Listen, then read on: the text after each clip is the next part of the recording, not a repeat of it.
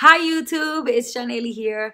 I am so pumped to post this video because as you already know, since you read the title, I did quit my job recently. Now most people, when they go to post a video about quitting their job, it's usually like one of two things. Like, oh, I hated my job so much and I was so unhappy and miserable that I had to quit in order to be happy. That is not what this video is going to be about. I actually really love my job and it's so bittersweet to leave. Another reason why people post videos like this is to tell you that they're going to be doing YouTube full time now. That ain't the case with me either. I'm not doing YouTube full time. There's no way that I could sustain myself just off of the little bit of money that I get from YouTube every month. But what I want to share with you guys is that I did put myself in a situation where I could leave my job, even though I didn't necessarily know what I was going to do next, because I've been saving so aggressively. Y'all have seen me posting videos about how I save half my income and exactly where I cut things back and what I do, my habits and stuff in order to save up money aggressively. And a lot of people have been asking me, like, why are you, like, I understand why you go so hard with credit, because you want a really good credit score so that when you get a house or when you need to get a car loan or whatever, your credit's really good. But when you go hard on saving and you like deprive yourself of all these things like going clubbing and getting your nails and hair done and all this stuff, like, why are you doing that to yourself? Like, what are you going to do with all that money that you're saving up? And so this is a perfect example of the kind of thing that I can do now that I am financially free. I don't have any debt. I'm actually, sitting on savings that are enough to last me a year. So I could not work for a whole year and I'll be chilling. I'm not going to be stressed. I don't have to worry because I've saved enough to do that. So, back to this idea about the job, I think it's really important for me to emphasize to people that are following me that I'm not leaving my job because I hate it. I loved my job. I love my job. Tomorrow's my last day. So the reason why I'm leaving though is because I figured out, like, okay, I've been doing education for a really long time. Like when I left college, I was a teacher. Most of y'all who follow me know that. I was teaching right where I grew up in Brooklyn. And then after I was teaching, I worked for an after school program with math and reading with kids, which I liked, but it was a private company, so it wasn't nonprofit, and so the mission and the kind of, the people that worked there, it didn't feel the same to me as in the nonprofit sector where I work now. People really do this because of the mission, and they really do this because they want to impact children, they want to impact lives, and it just feels the culture feels a little bit different. And so because of that, I ended up changing jobs. But I've always done education, and specifically education for children. So working with young students to help them with reading, specifically with reading skills and literacy.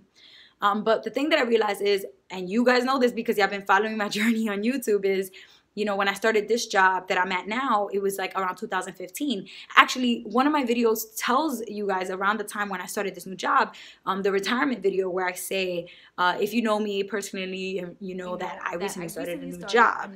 That video was about retirement. That was the video that was like around the first week or two that I had just started this new job. And the whole culture of this organization it just immediately made me so much happier than I was at my previous job, because I know what I need to be happy at work. I need people that are really smart and hardworking and dedicated and really care about the work and feel like they come to work every day and they have a purpose. I can't really work at a place where everybody just comes to work to get a paycheck. For some reason, that just makes me check out, and I don't feel invested, and I don't feel like motivated to come to work every day. I'm just like, blah, people are just doing this for a paycheck. Like, that's frustrating to me personally. But everybody's different. So if you go to work and you're just chasing money and that makes you happy, great. Like, that's good. I just don't get joy from that. So I realized that about myself, and I knew I had to work somewhere where people really are passionate about the work they're doing. And working in schools and helping kids become better readers, like, that's amazing. I get to see every single kid is impacted every time I work really hard at what I do. So that's been really great. But I also knew that I needed flexibility. Like my old job, I needed to put in a request when I needed to take a day off. And I had to wait like literally a week or 2 weeks to find out if that day off got approved. And that was so frustrating. Like if I'm trying to plan something, I'm trying to plan a trip, or something with my family or whatever, and I don't know if I'm gonna have that day off, it's kind of really hard to plan. Whereas at my new job, it's so flexible. Like you are in control, and the organization and the leadership really trusts you as an adult and as a young professional to make your own decisions about your time. If you need to take a couple of days off, just put it on the calendar, let everybody know, and make sure that your work is done before you take the time to leave. Like that seems so much more, trusting to me. Like it feels like they really trust the people at the job to make their own decisions. So basically, long story short, when I got to this new job back in 2015, I loved it, and I've been so happy here for 3 years. I am sad to leave, but like I was saying, as you guys know on my channel, I've been learning so much more about financial literacy and personal finance and getting better at understanding all of this stuff that I've basically taught myself since I started becoming debt free back in 2014. So I have been going to schools on Fridays. You know, I shared a video about that project, and I just really, really love, you know, combining what I love to do, which is teaching, but also teaching money and teaching finance and teaching investing and teaching about retirement, because these are things that a lot of times people in the community that I'm from don't necessarily understand all the nitty-gritty details around it. And it can be confusing, it could be tricky, and it could be off-putting. So that's why I've recently decided that I want to make a shift, and I really want to make sure that I am still teaching and I am still educating, because that is ultimately what I'm passionate about.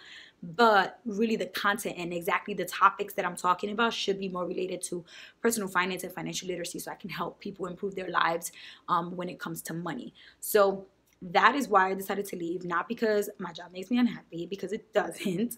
But the amazing thing about having enough money saved to leave is that I don't have to worry about, you know, not knowing what I'm going to do next and not necessarily having a plan.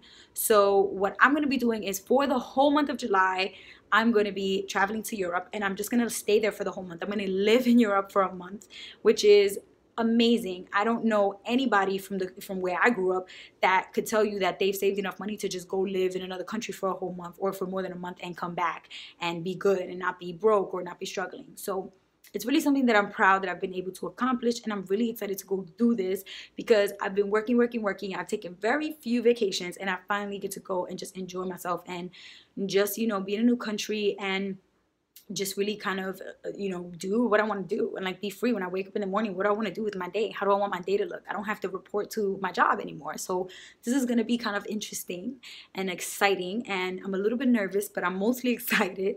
And so I have a week and a half left right here in New York, and then I'm going to fly off. And money wise, it's been actually really nice the way it worked out, because I rented a place for the whole month of July, and it was actually not super expensive. My rent here is a little bit less than $1,000, and that's about how much I paid.